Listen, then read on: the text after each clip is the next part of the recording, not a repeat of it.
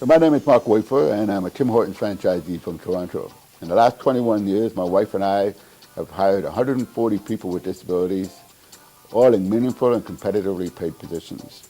And that's all types of disabilities, and that's in all departments of the business, including management. When my wife and I opened our first restaurant 21 years ago, it was an existing store.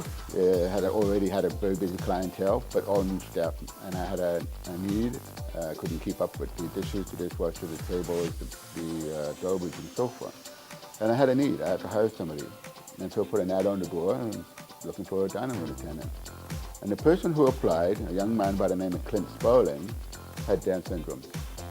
And I hadn't been around people with intellectual disabilities at the time. I didn't really know what to expect.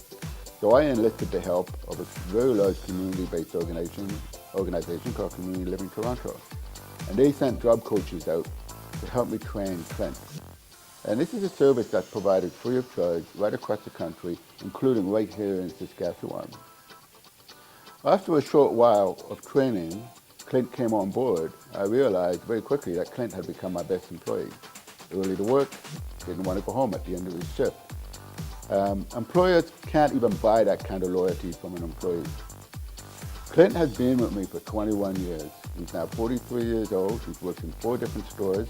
He married his high school sweetheart in 2006. The next year he bought a condo, and he's living a full life. And he's living a full life not just because he has a job, but because he has a paycheck. And that allows him to contribute to society, to pay his taxes, just like the rest of us. A few years ago, we hired a gentleman right out of high school who has an intellectual disability, and he was working in our kitchen. He was doing a very similar job to Clint Spaulding, and doing it very well. Over the 9 months he was with us, we saw such an increase in the young man's confidence. But after a few months, we realized just how interested Raul was in cars. That was his passion, cars. Yet he was working with coffee and donuts.